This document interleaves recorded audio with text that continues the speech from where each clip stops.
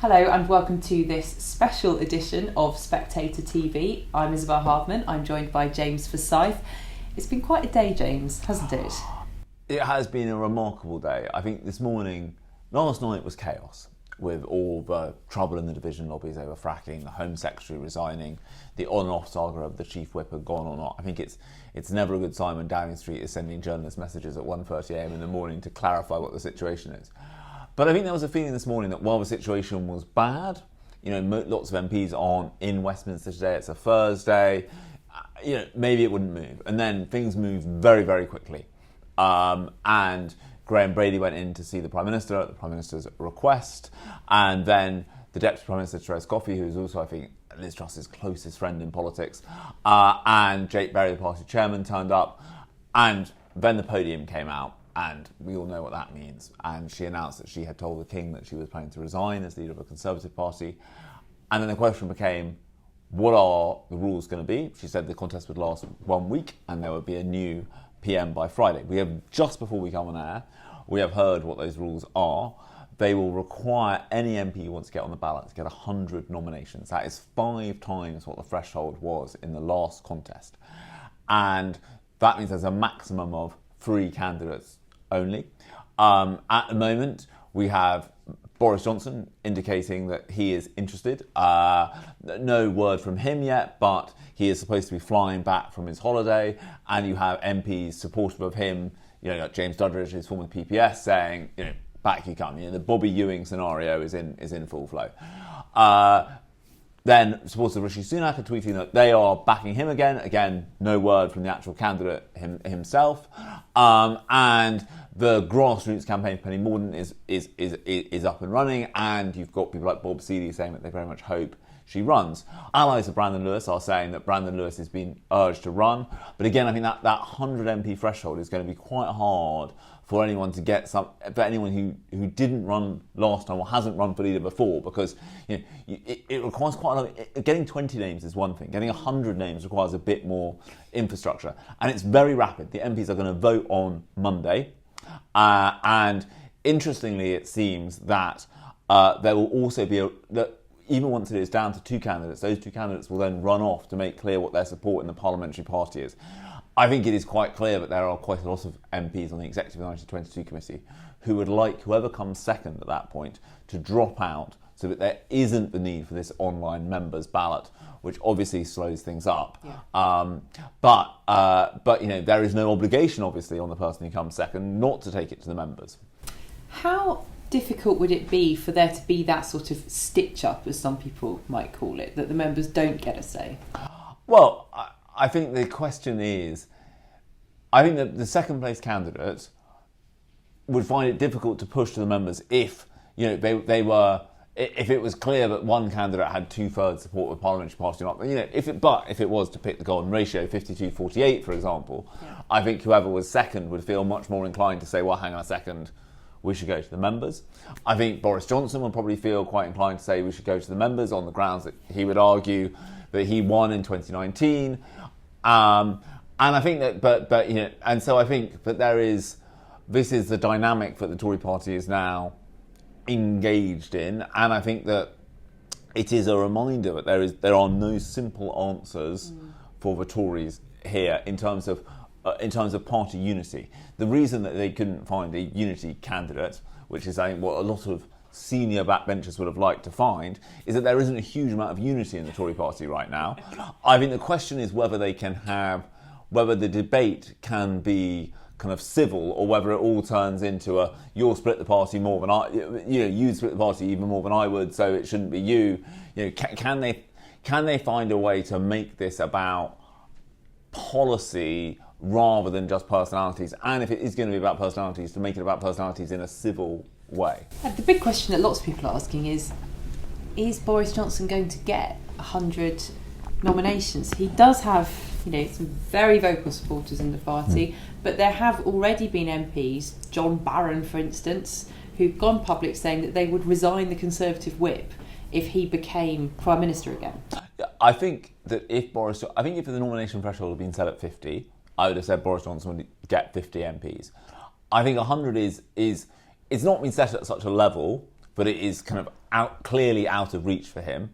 But it is also clearly a stretch, given that, one of the reasons he resigned was not just the sheer number of ministers resigning, but the expectation, if you think back to then, that the 1922 committee was going to change the rules to allow no confidence vote. And I don't think even his closest allies at that point thought that no confidence vote was going to be close, that he was going to get, 100 plus votes in that. So I think it remains to be seen. I think his argument will be, Tory MPs are very worried about the prospect of a general election. His argument will be, well, look, you can see Nadine Dorries, his greatest cheerleader, saying, look, the way you avoid the argument for general election is to go back to Boris, who won in 2019. Who's already got the mandate. Yeah. I mean, the thing which is difficult is, there is still the Privileges Committee investigation. There are still all the reasons why he resigned. And I wonder what the public would think about the kind of box set nature of him suddenly returning from, to take up the mantle again. And then I think there are also some Tory MPs one MP who will back Penny Mordaunt said to me earlier, look, Boris Johnson can't escape his role in this. Yes, he never formally endorsed Liz Truss, but, he let Jacob Rees-Mogg and Nadine Dorries stand in Downing Street with the door behind and say, that they were backing her, and that he can't escape some culpability for what has occurred. We've still got a fiscal statement coming up on the 31st of October. How is that likely to go? I mean, I think that is inevitable, but that has to be postponed because it's not just that you would have days for the new Prime Minister. But also it's worse than that actually, because the OBR are doing a forecast. That's one of the main reasons why this is happening, and the measures would have had to gone to the OBR for a forecast before the new Prime Minister had even entered the building. So you would basically have the decisions that will shape the rest of this Parliament, and I think also set the parameters for the next election, decided before a new Prime Minister had even arrived. And the question that has been hovering over the party for the past month is, how will the markets react? How are the markets reacting today? How are they likely to react to this medium-term fiscal plan being delayed?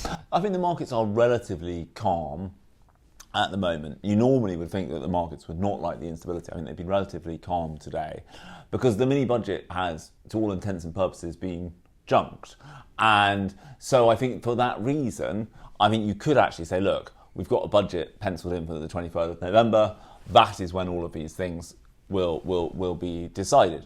And so I think that, that is where it remains to be seen. I think on terms of the other candidates, I think what Penny Mordaunt will pitch herself as is she will say, look, I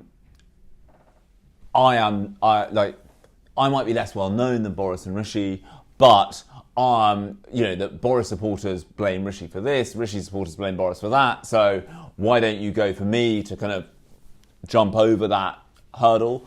So I think that we are going to see an interesting contest. I think that about in terms of but I think what those who aren't backing Penny Mordaunt will say, well, hang on a second. One of the someone who is a Boris Johnson aide said to me yesterday that one of Liz Truss's problems was that when things went wrong, she didn't have any reservoir of support to fall back on, and so there was kind of no floor to her support. While as Boris Johnson has Brexit, the COVID vaccine, Rishi Sunak has the furlough. So that is obviously the risk on the Penny Mordaunt side. Rishi Sunak, I've obviously known for a long time. The challenge for him, I think, is he has obviously been vindicated in his warnings from the summer.